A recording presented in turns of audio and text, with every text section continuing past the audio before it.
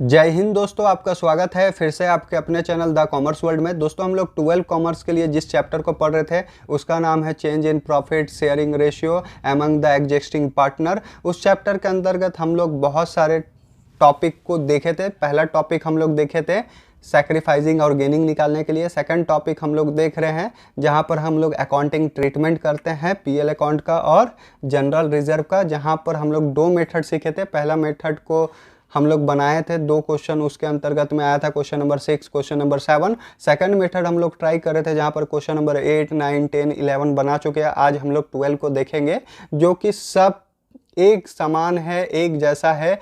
Concept केवल एक लगेगा। जहां पर मैंने कॉन्सेप्ट बताया है वो क्वेश्चन नंबर 6 वाला जो मेथड 1 का जो वीडियो है वहां पर मैंने पूरा डिटेल में बताया है मेथड 1 मेथड 2 के बारे में। तो आप उस वीडियो को देखिए, वहां से आपको कॉन्सेप्ट पूरा पता चल जाएगा। और उसके बाद आगे आप जब जैसे जैसे वीडियो देखिएगा आपको बहुत इजी लगेगा। अकाउंटेंसी का ये जो चैप्टर है बहुत इजी लगेगा। तो दोस्तों ट्राई कीजिए, बनाइए, आपको बहुत मज़ा आने जा रहा है। क्योंकि अगर आप प्रैक्टिकली कोई चीज़ को समझते हैं तो बनाने में बहुत अच्छा लगता है। तो हम लोग क्वेश्चन नंबर 12 देखते हैं। 11 तक तो हम लोग का बन चुका है। तो क्वेश्चन नंबर 12 में आप देख सकते हैं क्या लिखता है, ABC shared profit and loss equally. कैसे अपने प्रॉफिट और लॉस को इक्वल, तो यहाँ सॉल्यूशन लिखा हुआ है, हम लोग सॉल्यूशन करते हैं। सबसे पहले आपको क्या करना है, वर्किंग नोट। तो यहाँ पर सबसे पहले हम लोग क्या लिखेंगे, ओल्ड रेशियो 1:1:1। यहाँ पर 3 पार्टनर है ABC, ये चीज़ याद रखिएगा, 3 पार्टनर है। उसके बाद दिखता है they mutually decide to change their profit sharing ratio. ये लोग डिसाइड किया कि अपना प्रॉफिट शेयरिंग रेशियो को 5:3:2 कर देंगे। तो ये हुआ कौन सा रेशियो, न्यू रेशियो। क्लियर हो गया। अब इतना के बाद बोलता है on the date of the change in the ratio they had the following under undistribute profit which need to be adjusted because of the change in their ratio. अब देखिए रेशियो बदला, अब प्रॉब्लम यहीं से स्टार्ट हो जाएगा। पहले जो भी चीज़ आपके पास प्रॉफिट होता, लॉस होता, वो कैसे बांटा जाता, ओल्ड रेशियो में। अब आगे अगर इस चीज़ को छोड़ दिया जाए तो आगे इसी चीज़ को 5:3:2 में डिस्ट्रीब्यूट किया जाएगा।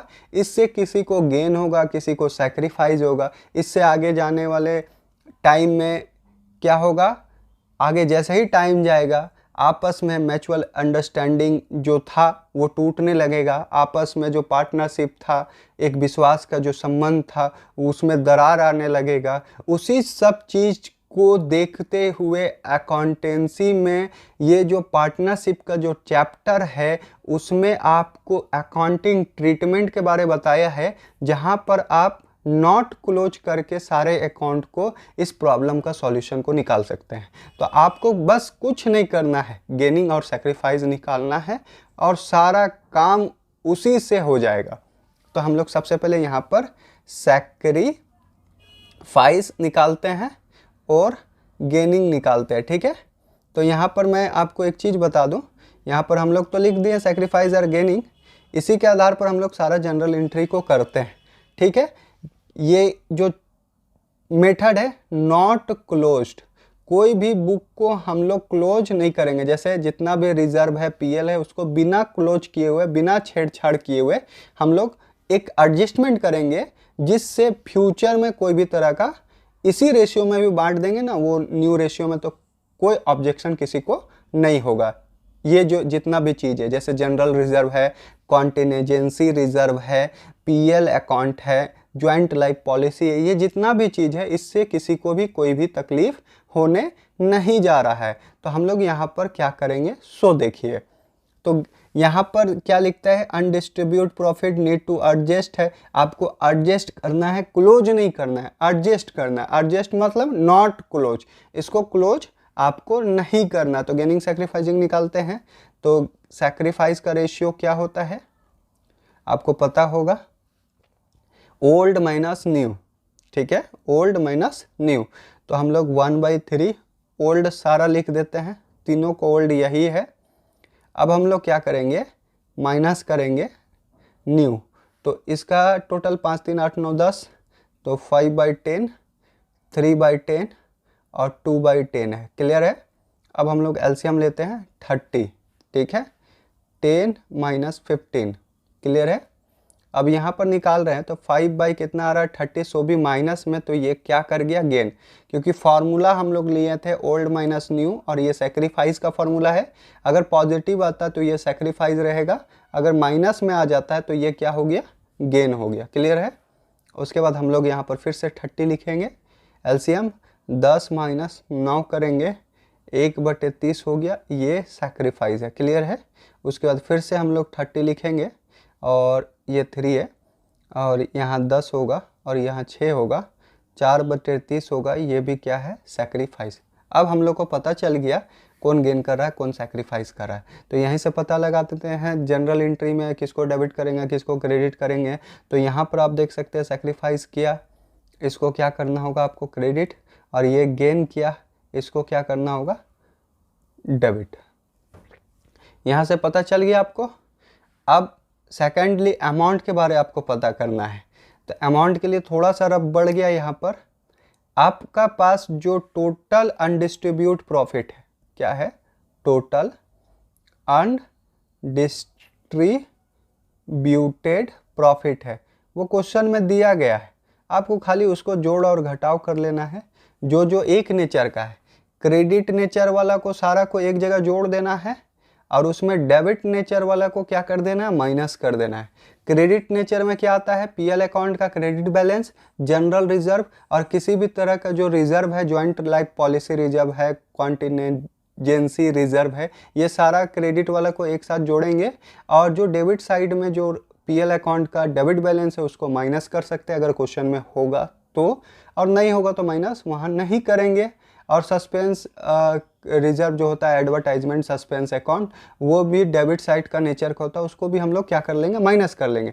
इस क्वेश्चन में संजोग से नहीं है। तो हम लोग को क्या क्या मिल गया है यहाँ पर, सबसे पहले मिला है जनरल रिजर्व, ठीक है, वो कितना है देख लेते हैं। General reserve 48,000, 48,000। क्लियर है। उसके बाद हम लोग देखते हैं कॉन्टिजेंसी रिजर्व है, कितना का है, आप देखिए यहाँ पर 96,000 का, तो यहाँ पर भी कितना लिख देते हैं, 96,000।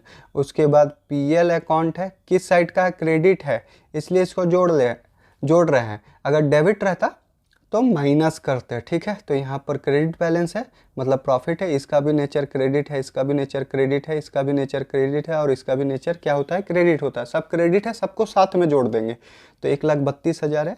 तो यहाँ पर हम लोग लिख देते हैं 1,32,000। और फिर हम लोग को क्या मिलता है, ज्वाइंट लाइफ पॉलिसी रिजर्व, ये भी ठीक है, क्या है, क्रेडिट बैलेंस है, कितना है, सो देख लेते हैं भाई, 1,50,000। कितना है, 1,50,000। हम लोग क्या करेंगे, इसी को टोटल कर लेंगे, इसमें कुछ माइनस नहीं होगा, क्वेश्चन में कुछ है नहीं, अगर माइनस रहता तो हम लोग करते, 4,26,000। क्लियर है। अब ये आ गया, यही अमाउंट नेट इफेक्ट है, इसी पर हम लोग को काम करना है। तो किसका अकाउंट में कितना जाएगा, जैसे ए का जो कैपिटल अकाउंट है उसमें कितना जाएगा, बी और सी का कैपिटल, क्योंकि क्रेडिट और डेबिट का हम लोग पता कर चुके हैं, और अमाउंट कितना जाएगा वो पता करना है। तो वो पता करने के लिए नेट इफेक्ट हम लोग को जोड़ लेना चाहिए, जोड़ लिए। अब कुछ नहीं, 4,26,000 को ए के सामने लिख दीजिए, और कितना गेन किया था, 5/30, माइनस प्लस नहीं लीजिएगा, और 5 × 6 = 30 काटिए, और 6 से इसको काटिएगा तो आपका आएगा 71,000। क्लियर है।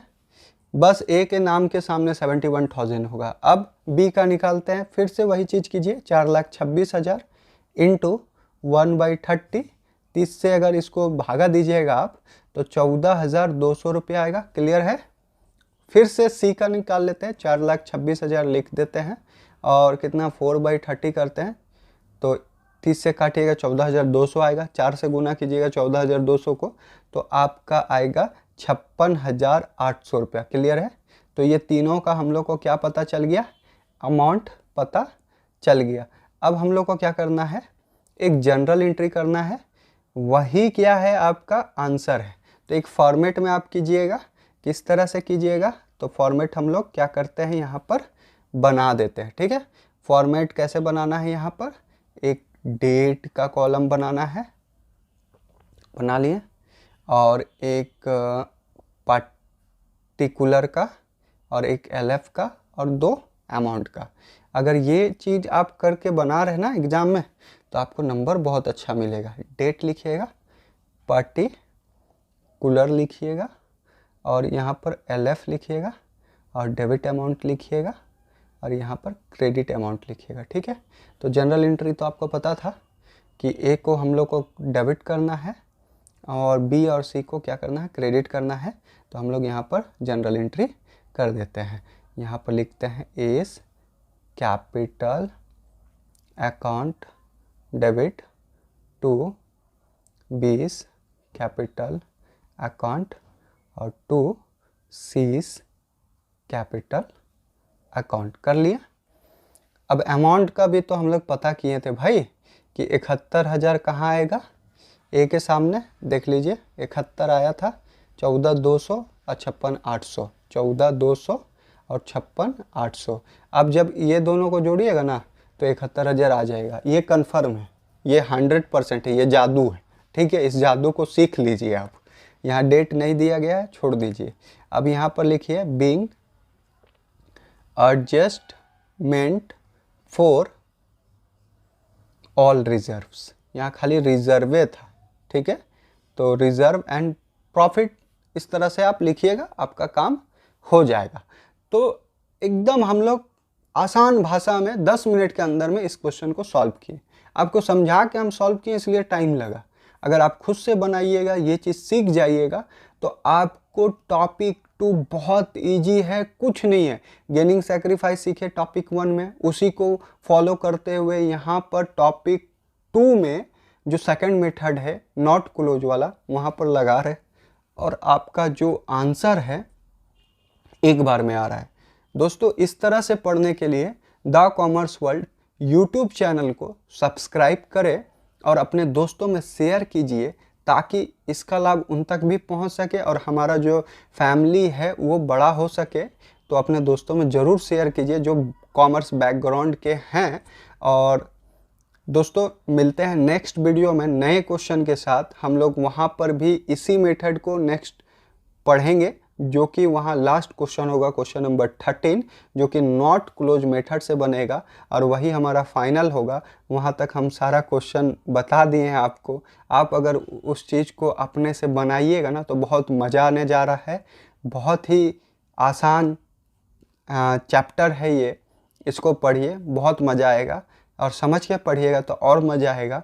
तो लास्ट क्वेश्चन इस टॉपिक 2 में हम लोग को मिलेगा। नेक्स्ट टॉपिक हम लोग का रहेगा adjustment for revaluation of assets and liability, जहाँ पर हम लोग आगे पढ़ेंगे। तो एक क्वेश्चन और बताने के बाद, तो दोस्तों मिलते हैं नेक्स्ट वीडियो में नए क्वेश्चन के साथ। तब तक के लिए टेक केयर और जय हिंद।